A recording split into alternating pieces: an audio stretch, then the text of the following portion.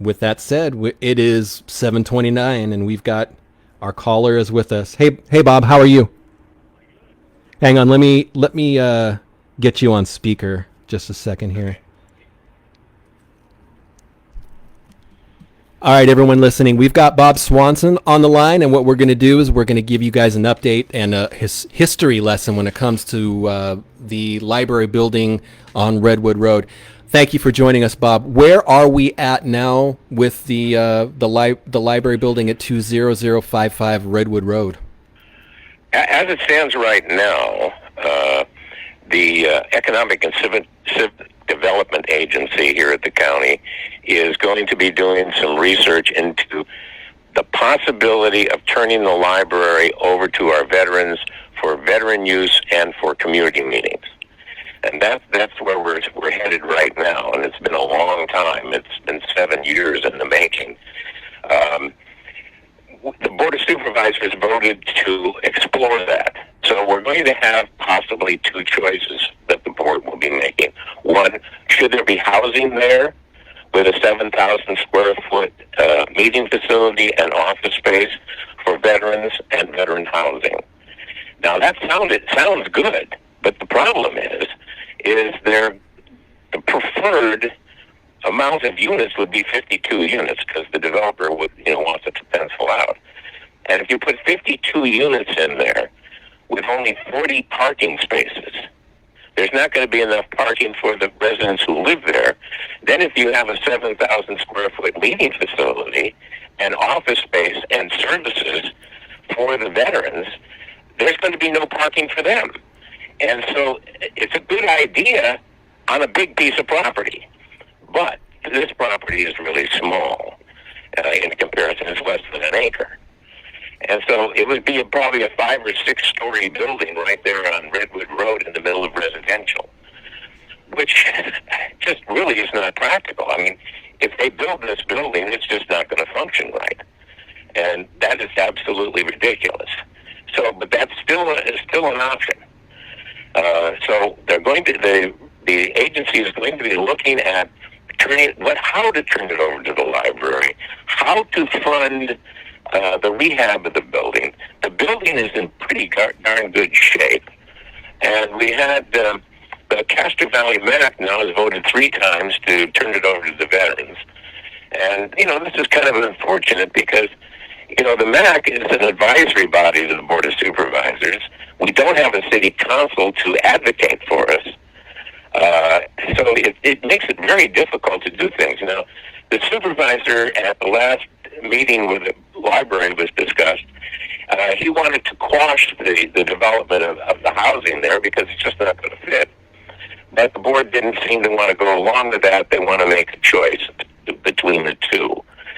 So it would have been a lot easier had the Board of Supervisors decided to do this back in 2017 when Supervisor Miley proposed it, because we wouldn't have had laws in there regarding every city, every county, every state that has state agency who has property. If it's going to be declared surplus, it has to go to housing first.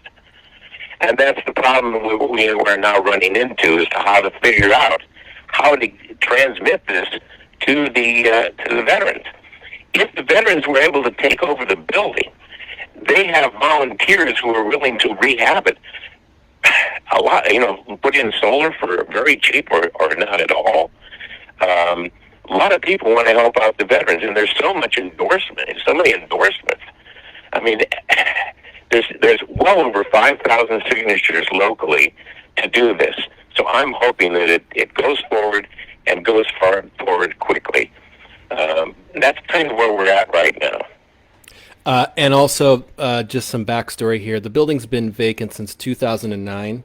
I think the first time the CVMAC approved the lease to the veterans, it was a 20-year lease, at least. I think that was in 2018. Probably 2017. I think that was the first time Mac heard it. Okay, 2017. And it's been and they've heard it 3 times now, and each time they said we should transmit this to the veterans.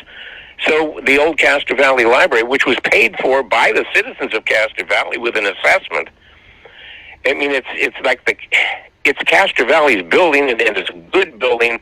It is historical.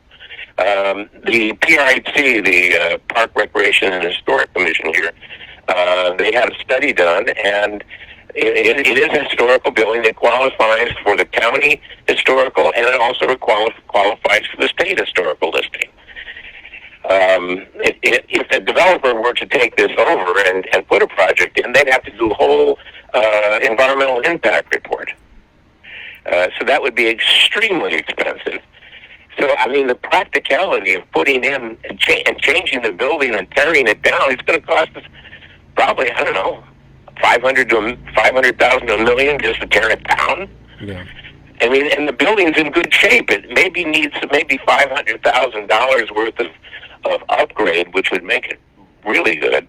The Castro Valley MAC ordered Mark Crawford to put together a group of developers to get some sort of an estimate on what it would cost, and they came up to do the inside of the building. It would probably be $198,900, somewhere in that neighborhood. And one of the major things is, you know, the ADA compliance bathrooms and things like that. If we have to do stuff with the exterior, with the roof, the parking lot, and painting the outside, that would probably add, you know, maybe $100,000 more. So, I mean, we're looking at a total to rehab the building about $398,900, and that's without donations. You know, that the veterans feel that they will be able to get a lot of donations of equipment and everything. So I'm just hoping that it works out. This is a good building. It should be saved, and it's historic.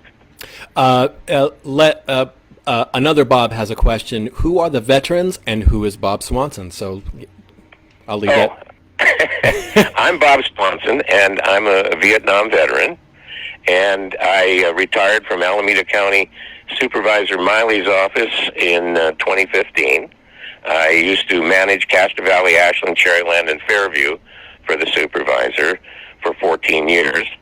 And now, you know, after I had several heart attacks and things like that, I'm feeling pretty good. Supervisor asked me to come back on a part-time basis.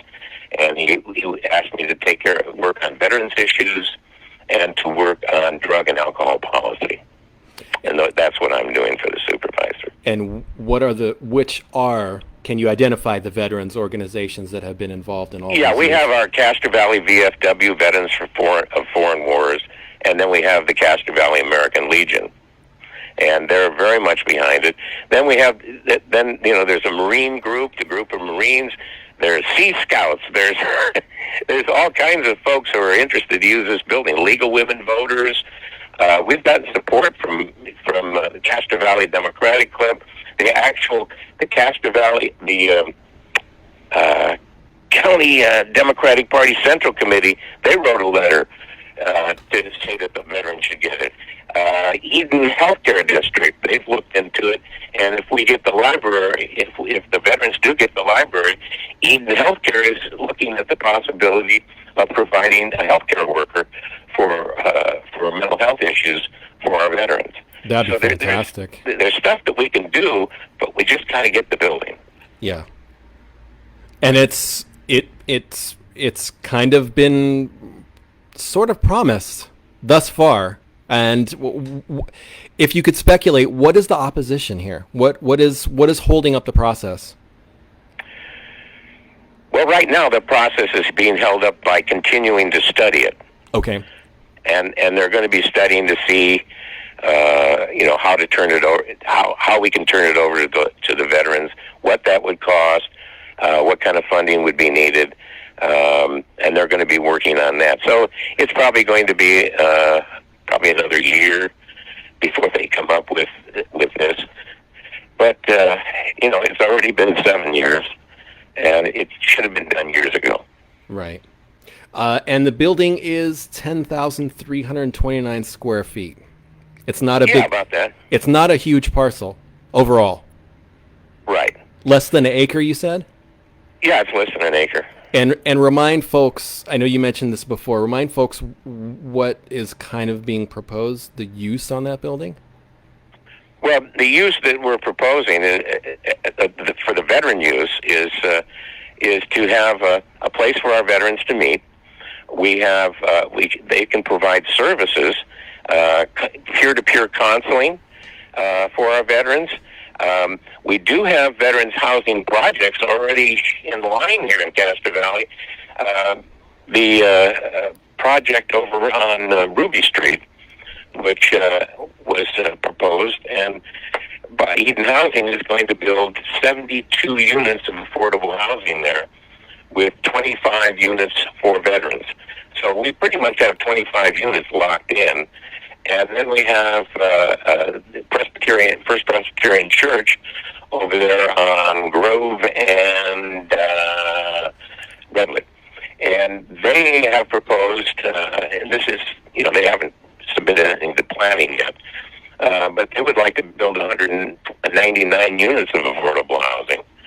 And I talked to the minister over there, and they said that they would like to provide 25% of the building for veterans purposes, for veterans housing. So we're not ignoring the veterans in any way. Right. And if there's already going to be a veterans facility over on Ruby, well, the facility that would be built on the Grove Way and Redwood would be very close, so they could share services and things. So, we're not ignoring our veterans at all. We're going to be providing quite a bit of housing, and we should do that. A question in the comments: how would the ongoing maintenance and funding for operations be handled? That's what the study is being done on, is to how to manage it, and what money it would take, and who would be able to provide that. There are grants for veterans services and things like that. And then the county, we have our Veteran Service Agency. They're over at Eastmont Mall right now. But a lot of veterans are kind of afraid to go over there because of some of the violence that happens in the area. And so it would be nice to have, like a satellite office here in Castro Valley for the veterans who live out in the Livermore, Dublin, Pleasanton, Fremont, Hayward area, San Leandro area, so they don't have to go all the way to Eastmont Mall.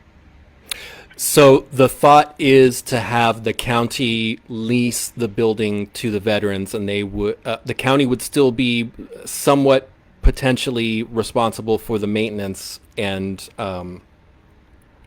upkeep, but the veterans would be leasing it. Is that correct? It's possible. Still, they're looking at that. Could the veterans buy it for $1? And then the county could create a memorandum of understanding that if for some reason the veterans weren't able to pull this together, it would revert back to the county. And if it was owned by the veterans, or they had a stake in it, it would be a lot cheaper. If the county has to rehab it, the county doesn't do anything cheap. Right. Yeah. Yeah. So theoretically, it would be the best situation for the county to sign it over to the veterans and have them do the maintenance. That way, the county would not be responsible for the maintenance and upkeep.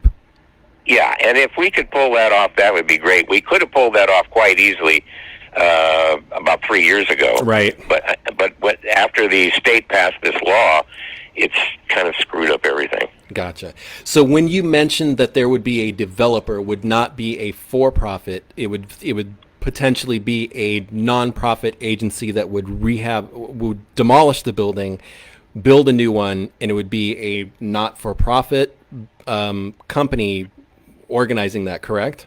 That's possible. Okay. That's why they're going to be doing the study, is how and who will be rehabbing it, and how will it be done. So was it disclosed who will be doing the study and how much it will cost? I'm assuming the county again? The county's going to be doing it in-house. Okay. So it'll be done by our Economic and Civic Development Agency, and hopefully they already have enough funding to be able to pull that off. Okay. And I know you mentioned before, and I know during numerous MAC meetings, Supervisor Nate Miley has expressed his support for the veterans to have the building. Is that still the case? Totally. I mean, that's why he put me on it. Okay. Okay. You know, he wants to make sure that this goes through, that our veterans and our local community. I mean, we need meeting space. You know, all our organizations need meeting space, and there's not enough of it here in Castro Valley. You know, and this would be great for, you know, moderately small, you know, small to moderate meetings. Do you know offhand how many veterans are involved in those two veterans organizations here in Castro Valley, to give kind of a snapshot to how many people that building would be a resource for? God, I'm sorry. How many? I don't know how many Vietnam, or how many VFW. I don't know how many are in the VFW and the American Legion. I imagine in excess of 50. Okay. That would be my guess. And I apologize if you mentioned this already, but what are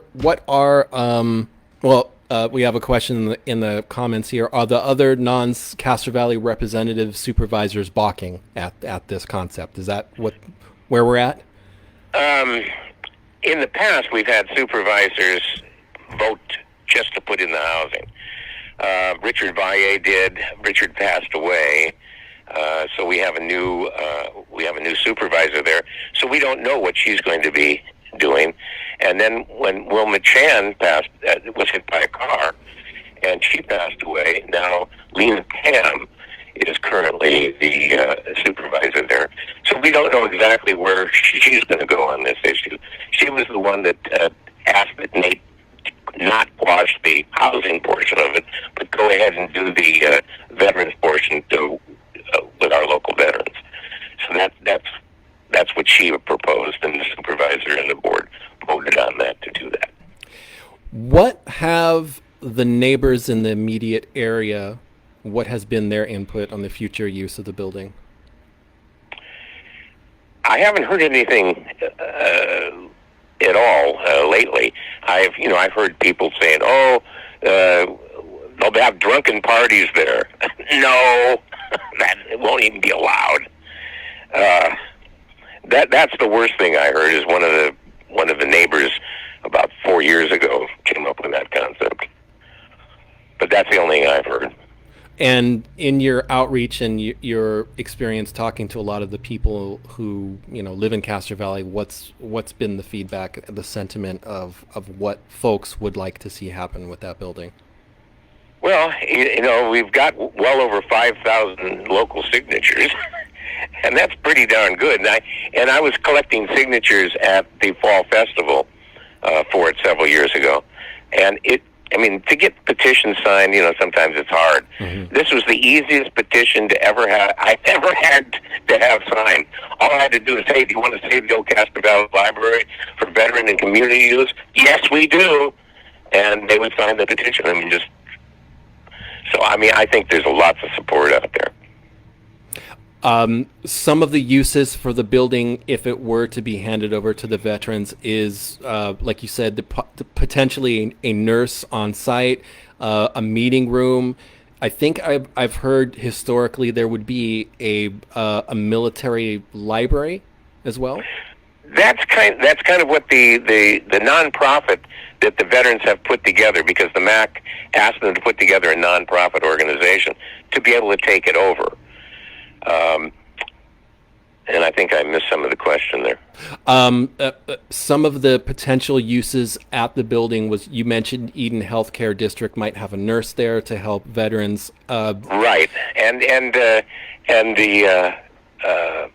Veteran Services in Alameda County, they would be interested to have a facility there too. In addition, go ahead. Go ahead, No, Robert. In addition to, I think there was a military library, so resources for people to read and learn about veterans. Yeah. They want to keep the same use, because when you change uses on buildings, it gets complicated. To say the least. Yeah. What can people do now to voice their opinion in regards to the future of that building? What are some of the options that people have? Who can they call? Who can they email? Well, I would suggest getting a hold of change.org. And let's see here. change.org, and I would just type in change.org, Old Castro Valley Library, and into Google, and you'll come up with the petition. Okay. And right now there's 1,770 on the online petition, and then there's a lot more on the physical, so it's over 5,000. But people could go to change.org and show their support. And again, I think you touched on this, and I apologize if you're repeating yourself, but are there local veterans buildings locally that are, handy for veterans to go to and find services? Well, if you're a city like San Leandro, they have their own veterans facility. If you're a city like Hayward has its own veterans facility. Mm-hmm. And Castro Valley, we've got two, VFW and American Legion, and a lot of vets who don't belong to either one here in Castro Valley. We've got a lot of vets here. In the county, are there other veterans buildings? Is there one in Oakland? I don't know. Okay. I know there's one out in Danville somewhere. Okay. I've been there. Okay. And then there's one in Pleasanton. Pleasanton has their own. Quite a large one, actually. And then they have a veterans parade there every year, which Supervisor Miley and I usually go to. And just to touch on the importance and big part that those two groups, the veterans groups, play in our town, in Castro Valley, they are responsible for the wonderful memorial services at the Memorial Quail Park. So for many, many years, those events have happened, and they've prior to the park being there, they were involved in the Lone Tree ceremony. So these groups aren't new to our town. Yeah, they raised, to put in the memorial there, the veterans raised hundreds of thousands of dollars. A lot of money, and it's a beautiful memorial. And I would venture to say that this building would be a quality product just like that park is. I would say yes. Yes. So, Bob, thank you for your time. I'm sure you got other things to do this evening. Again, walk us through what people can do if they would like to support this project for the veterans to get the building. Well, you can always write the Board of Supervisors, write Supervisor Miley, so he has letters he can present to the rest of the board. You can write letters. You can, Castro Valley Forum, you can write a letter to the editor in the Castro Valley Forum supporting that the veterans get the Castro Valley Library for veteran and community use. Those two things would help pretty well, and go to the petition. Sign the petition on change.org for the Old Castro Valley Library. Yeah, all you have to do is just go to change.org, and there's usually like a keyword toolbar. You can just put in Castro Valley, and I'm sure that one will come up. That could be. Yeah. Bob, thank you so much for your time. I appreciate your time. Thank you for having me, Robert. I do appreciate it. Anytime you want to come in and come on and talk about anything, I number one, you've got the best radio voice I've heard in a long time. Thank you very much. In a long time, and I appreciate your friendship and all of the things that you've done for our community. Yeah. I remember you back years ago when I got a guy graffitiing the wall, and you That's did a right. story on it. Yep, right over there on Grove, right? Yeah. Yep. How time has passed. That was years ago. A long time ago. Yeah. Thank you, Bob. All right, Robert. Hey, your audience is great, and wish you all a good evening. Thank you, Bob. Best to you and Donna. Thank you. Bye-bye. Bye-bye. So that was Bob Swanson. We were talking about the future and past of the library on Redwood Road. If you missed all the information, it's all in the show. You can watch the show again. And let me go back and say Karen is with us. Good evening, Karen. And also Dawn is in the house. Good evening, Dawn. Thank you for joining us. And I wanted to also give you full disclosure. The library building at 20055 Redwood Road, I used to work at that building, and I am partial to a plan where that building is not demolished. So for once, I'm biased in this one, and I'm fully disclosing that bias because I think there's a number of things that are important in that choice. The fact, like Bob mentioned, Castro Valley paid for that building. It was a parcel tax, I think in the late 50s or early 60s. Castro Valley, I think it was a 5-cent parcel tax it was a 3-cent parcel tax. Castro Valley paid for that building, so that should definitely factor in there.